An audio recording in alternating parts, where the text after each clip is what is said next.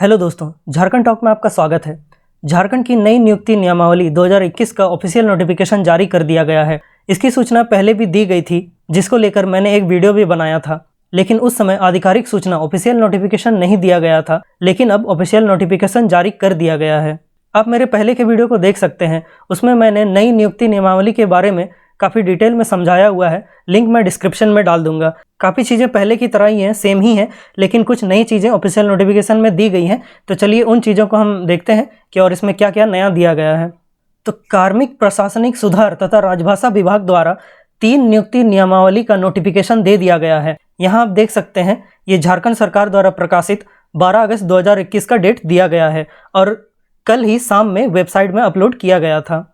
तो ये 3 नियमावली है, मैट्रिक यानी 10वीं स्तर, और इंटर यानी 10+2 लेवल, और स्नातक मतलब ग्रेजुएशन लेवल। तीनों नियमावली का अलग अलग नोटिफिकेशन जारी किया गया है। तीनों नियमावली में एजुकेशन क्वालिफिकेशन को छोड़कर बाकी सब चीज़ें सेम है, इसलिए तीनों के बारे में एक साथ डिस्कस कर सकते हैं। तीनों के बारे में अलग अलग देखने की ज़रूरत नहीं होगी। तो आगे हम जो भी डिस्कस करेंगे वो इन तीनों के बारे में होगा, और जहाँ कुछ अलग होगा वहाँ मैं आपको बता दूंगा। तो सबसे पहले इसमें बताया गया है कि इस नियमावली का विस्तार संपूर्ण झारखंड राज्य में होगा और नियमावली झारखंड गजट में प्रकाशन की तिथि से प्रवृत्त होगी। मतलब कि ये नियमावली पूरे झारखंड, मतलब झारखंड में जो 24 जिले हैं सब में लागू होगी, और जिस दिन झारखंड गजट में ये प्रकाशित हुई है उस दिन से ये लागू होगी। मतलब कि 12 अगस्त 2021 से ये लागू हो गई है। और आगे शैक्षणिक योग्यता की बात करें, यानी कि एजुकेशनल क्वालिफिकेशन की बात करें, तो इसमें कहा गया है कि अभ्यर्थियों को आयोग में आवेदन प्राप्त होने की अंतिम तिथि तक झारखंड राज्य में अवस्थित मान्यता प्राप्त शैक्षणिक संस्थान से, अगर मैट्रिक लेवल का फॉर्म भर रहे हैं तो मैट्रिक, और अगर इंटर लेवल का फॉर्म भर रहे हैं तो इंटर पास होना चाहिए, और अगर स्नातक यानी कि ग्रेजुएशन लेवल का फॉर्म भर रहे हैं तो ग्रेजुएशन या उसके समकक्ष, मतलब कि सिंपल ग्रेजुएशन के अलावा जो डिप्लोमा या इंजीनियरिंग वगैरह किए होते हैं वो पूरा होना चाहिए। अगर आप लास्ट ईयर में हैं या आपका पेपर बैक लगा है और आपके पास फाइनल रिजल्ट नहीं है तो आप अप्लाई नहीं कर सकते हैं। यहाँ साफ साफ कहा गया है कि आवेदन प्राप्त होने की अंतिम तिथि तक उत्तीर्ण होना, मतलब कि पास होना अनिवार्य है। तो आपके पास फाइनल रिजल्ट या मार्कशीट होना चाहिए, तभी आप अप्लाई कर सकते हैं। और इसके अलावा आपने मैट्रिक, 10वीं और इंटरमीडिएट यानी कि 10+2 की परीक्षा भी झारखंड राज्य में अवस्थित मान्यता प्राप्त शैक्षणिक संस्थान से पास किया होना चाहिए। तो इसमें काफ़ी लोगों को ये डाउट होता है कि क्या जैक बोर्ड से ही मैट्रिक या इंटर होना चाहिए। तो मैं क्लियर कर दूं कि आपने जैक, CBSE या ICSE किसी भी बोर्ड से मैट्रिक या इंटर पास किया हो, इससे फर्क नहीं पड़ता। आपने यदि झारखंड से पास किया है तो आप एलिजिबल हैं। हाँ, इसमें यह है कि अगर आप मैट्रिक स्तर यानी कि 10वीं स्तर का फॉर्म भरते हैं, मैट्रिक झारखंड से होना चाहिए। अगर आप इंटरमीडिएट स्तर का फॉर्म भरते हैं और अगर आप स्नातक यानी ग्रेजुएशन लेवल का फॉर्म भर रहे हैं तो मैट्रिक और इंटर दोनों आपका झारखंड से होना चाहिए। और इसके अलावा इसमें कहा गया है कि आपको स्थानीय रीति रिवाज, भाषा और परिवेश का ज्ञान होना चाहिए।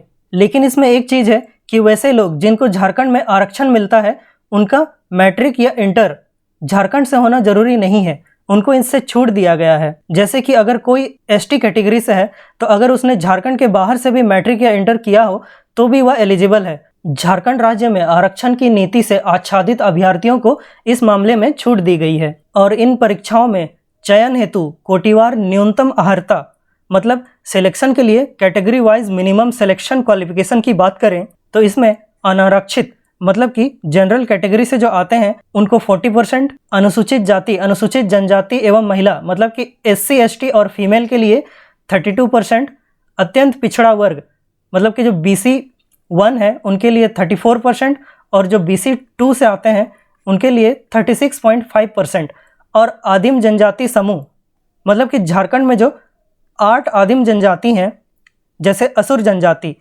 उनके लिए 30% रखा गया है, और EWS उनका 40% मतलब कि जनरल कैटेगरी के बराबर ही रखा गया है। ये category wise minimum selection qualification निर्धारित की गई है। और आगे परीक्षा का स्वरूप की बात करें तो इसमें कहा गया है कि परीक्षा एक ही चरण में होगी, मतलब कि केवल मुख्य परीक्षा होगी। पहले जो PT और मेंस होता था उसमें अब केवल मेंस होगा, और परीक्षा में 3 पेपर होंगे। पहला पेपर हिंदी और अंग्रेजी का होगा जो क्वालिफाइंग नेचर का होगा। इसमें आपको दोनों को मिलाकर 30% नंबर लाना होगा। इसमें आप जितना भी नंबर लाएंगे उसको मेधा सूची निर्धारण में नहीं जोड़ा जाएगा, मतलब कि जो फाइनल मेरिट लिस्ट बनेगी उसमें नहीं जोड़ा जाएगा। और दूसरा पेपर जो 12 चिन्हित क्षेत्रीय या जनजातीय भाषा हैं उसमें से किसी एक भाषा को लेना होगा और उसमें भी 30% नंबर लाना होगा।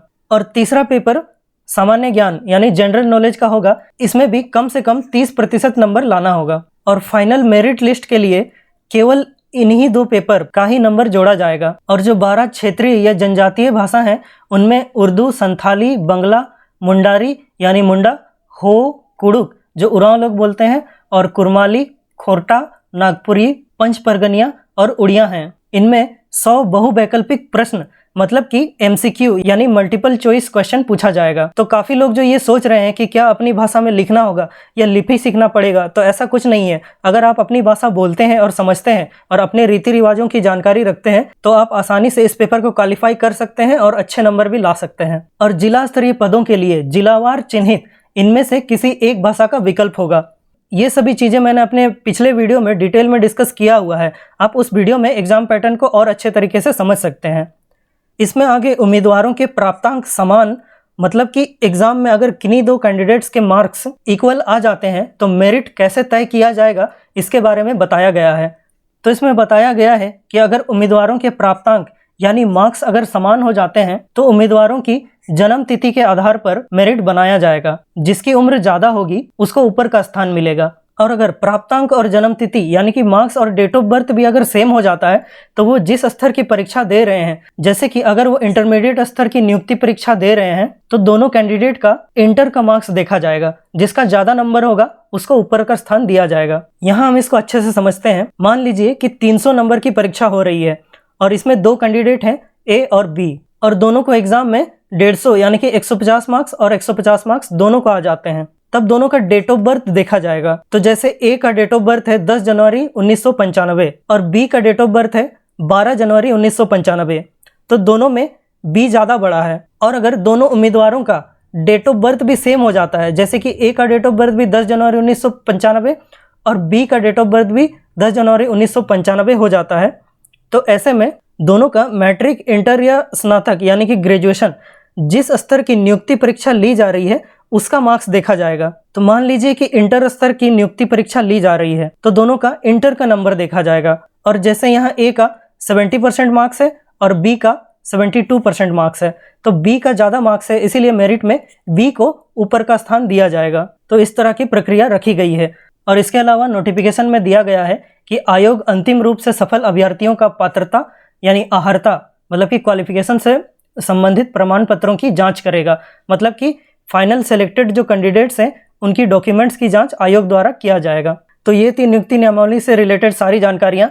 उम्मीद है आप लोगों को सब कुछ क्लियर हो गया होगा। और हाँ, ये केवल नियुक्ति नियमावली है, इसमें केवल नियुक्ति प्रक्रिया के बारे में बताया गया है। काफ़ी लोग पूछते हैं कि एग्जाम में क्या क्या आएगा और किस तरह से आएगा और किस किस सब्जेक्ट से पूछा जाएगा, तो ये सब चीज़ें सिलेबस में दी जाती हैं और सिलेबस अभी जारी नहीं किया गया है। सिलेबस भर्ती का जो विज्ञापन आता है उसके साथ दिया जाता है। वैसे तो आप झारखंड के पुराने सिलेबस को ही फॉलो कर सकते हैं, लेकिन जैसे ही ऑफिशियल सिलेबस आएगा उसकी भी पूरी जानकारी मैं आप लोगों तक लेकर आऊँगा।